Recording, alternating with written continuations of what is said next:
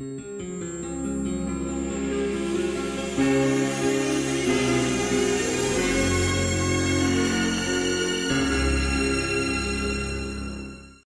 le savoir, c'est le savoir de la matière, le savoir de la pose, le savoir de comment a été fabriquée cette matière, le savoir de son passé et le savoir de toutes les procédures éventuelles qui sont à notre disposition et que l'on n'a jamais ou pas encore mis en route sur ce chantier-là. Par exemple, non seulement on n'a pas le droit de modifier le passé, mais encore moins quand il ressurgit comme ça. C'est un truc de fou. C'est même pas une pression, c'est une question de respect. La finalité, c'est que quand vous arrivez, vous allez traiter un sol, eh bien, bon, vous allez remettre en valeur. C'est ça. Il faut imaginer l'origine.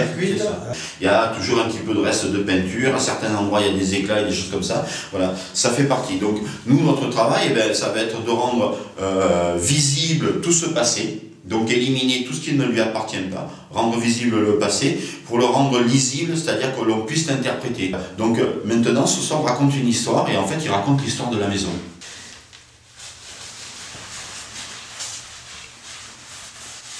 Dans l'artisanat, la transmission, c'est pas scolaire.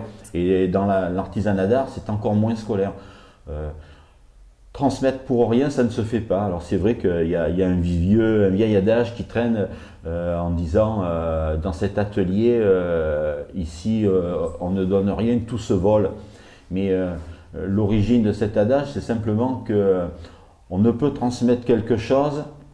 D'abord, on transmet quelque chose pour une bonne raison. C'est pour qu'il continue dans le temps et qu'il s'améliore. Et transmettre à quelqu'un qui est juste là parce qu'il doit faire une formation et après ça s'arrête, ça sert à rien. Donc quand on dit qu'ici rien ne se donne mais tout se vole, c'est exactement ce que Romain il a fait.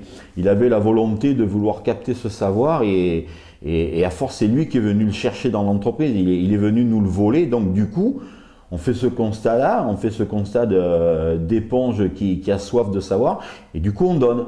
Les gens qui sont labellisés entreprise du patrimoine vivant, EPV, comme l'est notre entreprise, Solag, justement, elle maîtrise les techniques pour travailler sur le passé, mais elle se sert aussi de ces techniques-là pour créer, voire même être avant-gardiste, du moment où c'est un savoir-faire rare et d'excellence.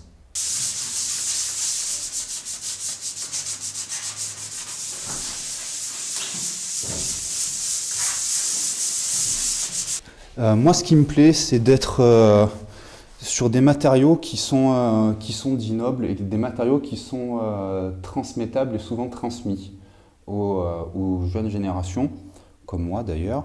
Je pense que la beauté de mon action sur un sol comme ça permet en fait à d'autres personnes, à mes enfants, mes petits-enfants, pourront apprécier le patrimoine sol qu'il y a dans les différentes régions.